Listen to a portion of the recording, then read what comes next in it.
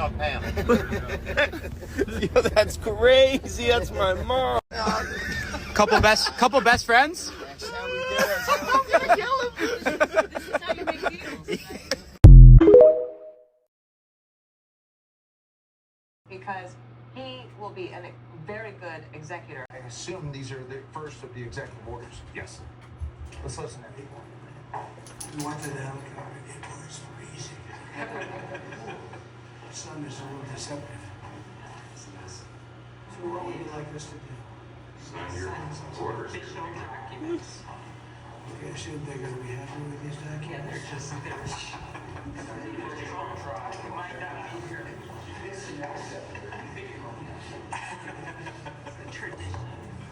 Sir, the first is 22 cabinet and cabinet level for your signature.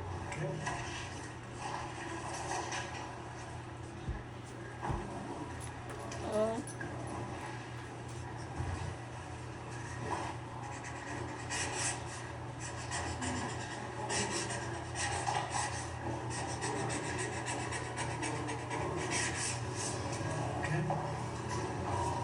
The next one will be, excuse me, the next one will be 47 sub-cabinet level appointment, sir. You don't have to sign 47.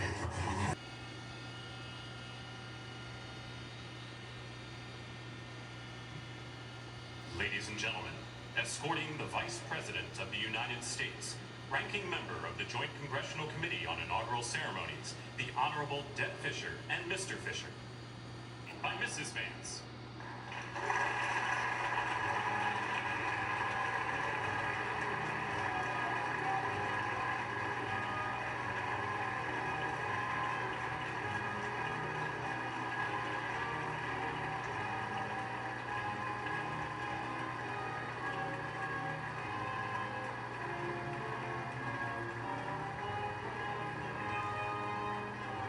President of the United States, the Chairwoman of the Joint Congressional Committee on Inaugural Ceremonies, the Honorable Amy Klobuchar and Mr. Betzler.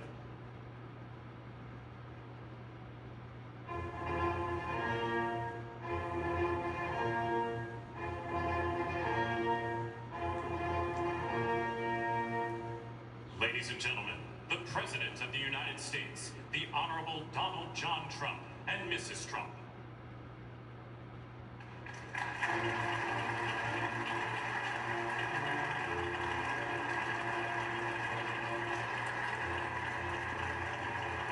Our lives are about to change. I mean, there were 220,000 people who had tickets to attend all of these outdoor festivities today. But I'll tell you somebody who probably wasn't disappointed by the change in venue, and that's probably the security folks and the Secret Service. This makes it a more contained route and a more more manageable event for them, probably in many ways. Kaylee, you want to address that? Yeah, I'm just thinking back to kind of some of the sporadic last-minute moves President Trump would take. We were standing in the Oval. I mentioned earlier the day after St. John's Church burned, and he said, "I'm walking to St. John's Church." And just like that, amid riots and protests, Secret Service had to mobilize for the President of the United States to walk through Lafayette Square, stand in front of St. John's Church at a moment's notice. And it feels, sadly, that those days are behind us. We're in a new threat environment, 2 assassination attempts, an Iranian hit list that several former members of the administration have been on. Including President Trump. And this is kind of the new way, maybe more of a bubble and for the betterment of the president's safety. Senator, you'll start to see these people pop up here as the gates kind of open up. Good energy, and I think we're about to see something that, well, frankly, we have never seen before by any president. What sort of executive orders does he sign at the desk behind us? What do they apply to? We will find out momentarily. My hunch is he'll have a story about every one of them when that gets underway. One more thought. This is an exceedingly long day for anyone, whether you're the new president. Children are being announced now, and we'll listen in.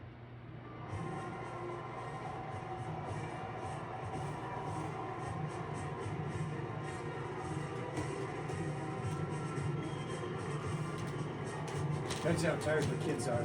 I know.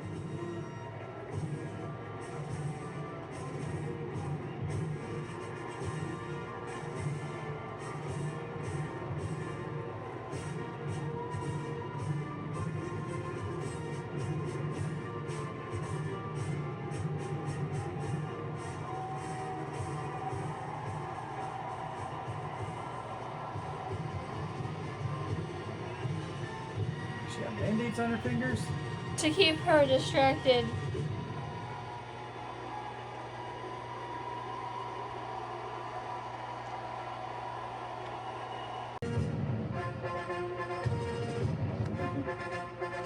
I think I know who that is. Ladies and gentlemen, please welcome the 47th President of the United States. Where is he?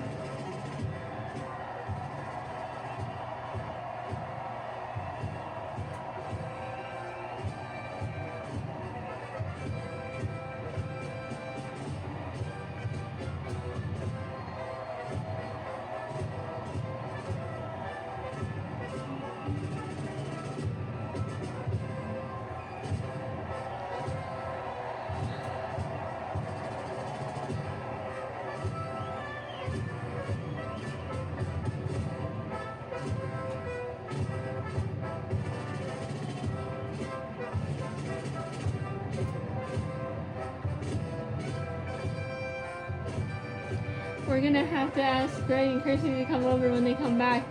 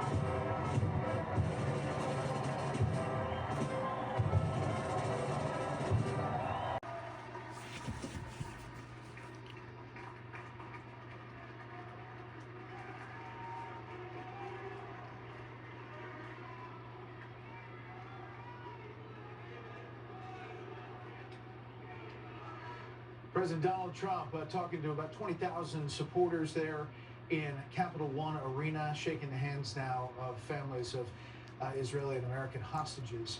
He is walking and making his way to a desk set up there to sign a number of executive orders. He referred numerous times to J6, meaning January 6th hostages, talking about those who have been incarcerated after the January 6th riot of 2021.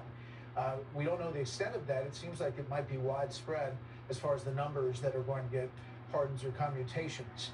He'll go over to this signing, and there will be more than 100, possibly up to 200 executive actions and orders that he will sign over the next few days. Let's see if they announce each one.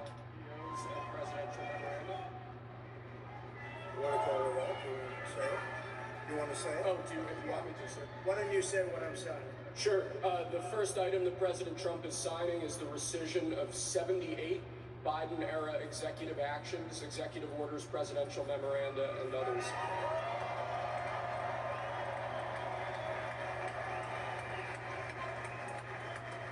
Thank you, sir.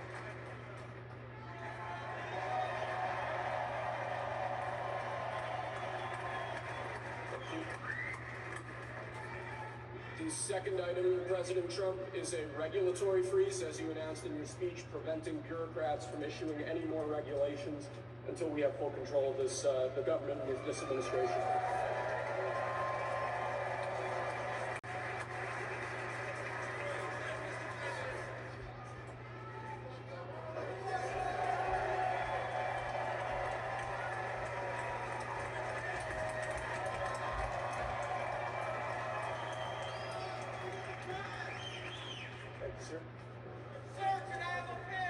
The next item, sir, is a freeze on all federal hiring, excepting the military and a number of other excluded categories, again, until full control of the government is achieved and we understand the objectives of government going forward.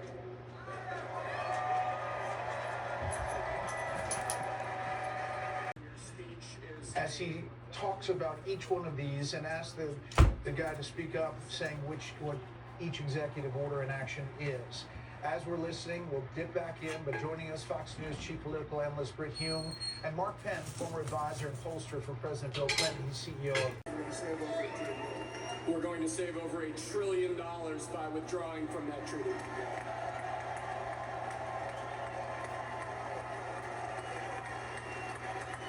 And the next item, sir, is a letter that will be transmitted to the United Nations explaining that we are withdrawing from the Paris Climate Treaty.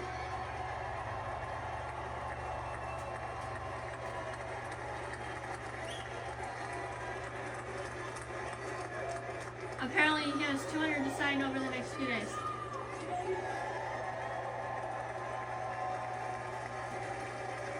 Thank you, sir. This next item is a directive to the federal government ordering the restoration of freedom of speech and preventing government censorship of free speech going forward.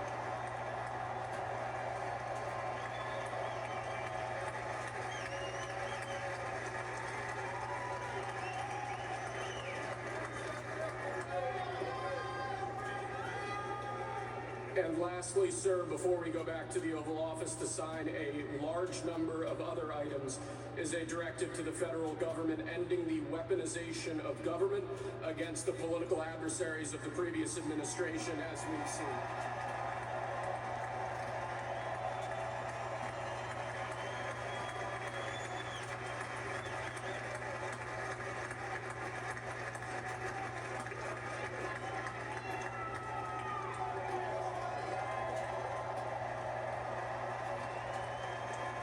Thank you very much, sir.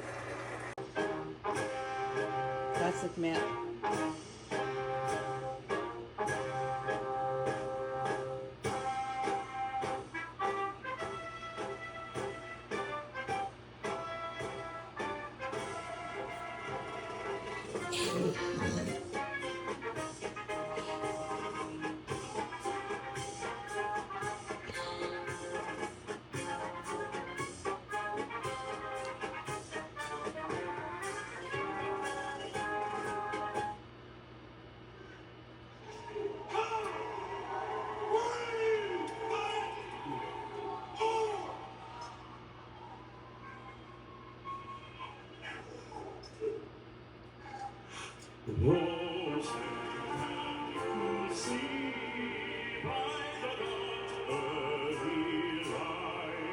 What so proudly we hailed at the twilight's last gleaming, whose broad stripes and bright stars through the perilous fight o'er the ramparts we watched were so gallantly streaming, and the rockets ringing the bombs bursting in, gave proof to the night that our flag was still there.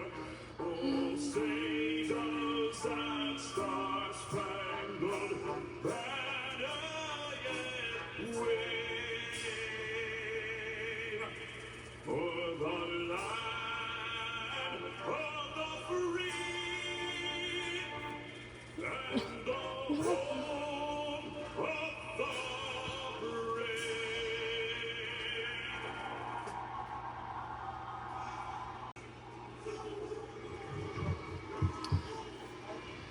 All right, here we are. The national anthem. We sit, we continue. Tommy Lara, Clay Travis, and our friend LJ, Lawrence Jones, Fox and Friends.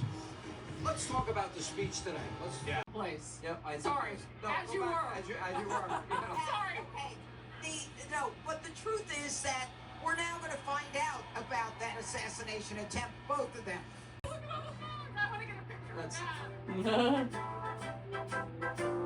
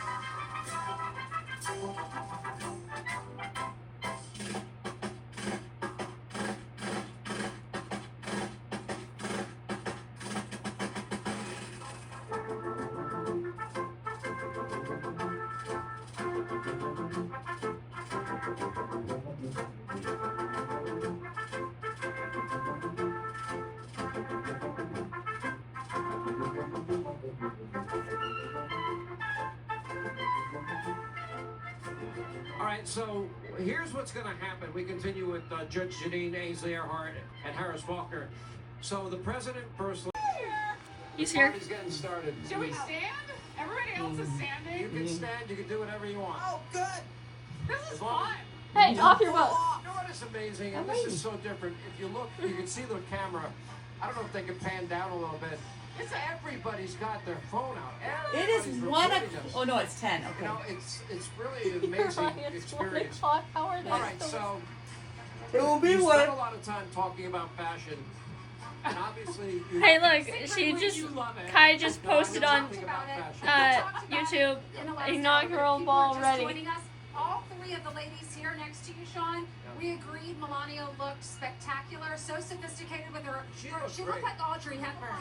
You know what's amazing? If you go back to 2017, did. and she had on that blue powder. Yes, blue the powder. Ralph Lauren.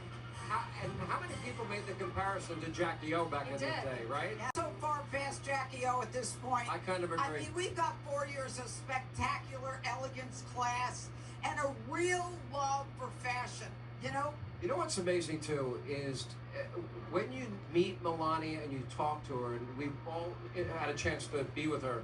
She's so If there's smart. ever a English chance is her I met sixth her- language, Harris. Oh, I know. Huh? And their If there child was is so ever a smart, chance too. I got to meet her and stuff, or like for a book signing or something. For Kai or who? No, But also Melania? President 45. Oh and my now gosh, I 47. would love it. And she was home with him. And you talked about her wanting to spend maybe a little bit more time in the White House. Well, he's in college. He's at NYU. I can't go on without mentioning the men and the women in our military who are in this room right now. I mean, it is humbling to see. Building, Yes. and we should be hearing him come out any There's minute. a woman waiting. Trump's Go in back the to- building. Yeah, and, you know, he suffered and had brain cancer and head cancer from it. But you know what? Tonight, what you hear them say is, we've waited for a commander-in-chief. I mean, these are the men and women who've been around for 20, 25 years. They need to know that their legacy will be preserved with all of those they're leading now. They need someone at the helm Right. who understands their sacrifice, loves their country. Wait, it's broken out. USA, a huge chant. You feel the energy. Hi, how are you? She doesn't realize. Chanting USA. She doesn't realize she's About the on. price of freedom. She sounds beautiful, great. And they're willing to pay it. Well, and price of entry. I think she has We too all many are too. I mean, champagnes. We have to be. We have to be ready. We have to, as I say, stay ready so you don't have to get ready. So what Also, part have he we did a played? bill 20% that of our the current flag police will be at officers, full those mast departments across on the inauguration country, days, are even though military. Oh, because it was supposed to be a half Military because of Carter. Yeah. Thank them. Support Doug them. Carter. Yes. And those veterans can be part of protecting our civilian communities. We've had enough false alarms. I'm not falling. Here we go. Okay, there it is. Here we go. It's real, That would mean the time has come. Yes. All the cameras right back Donald up. Trump and the First Lady. Gentlemen, please welcome the 47th President of the United States, President Donald J. Trump, accompanied by First Lady Mrs. Melania Trump. Where are you? Oh, She decided to go black and white. classy.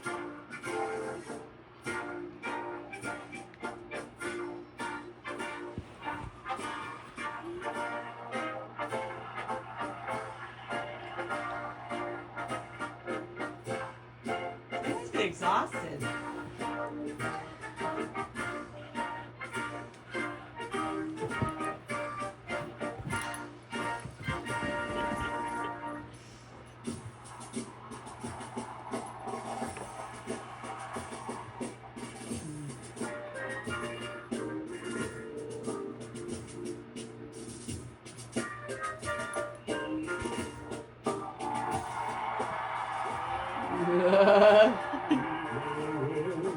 Oh.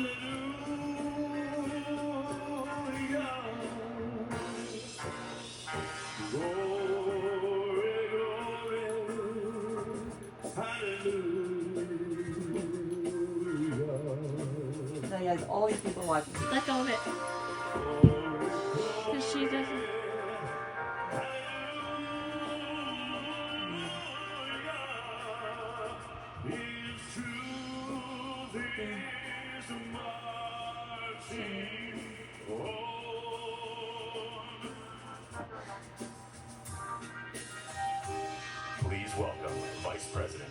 J.D. Vance, accompanied by Second Lady Usha Vance.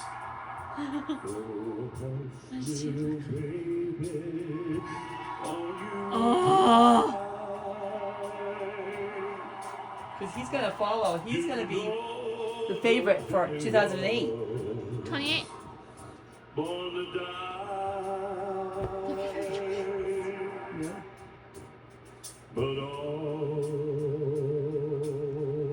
that's good.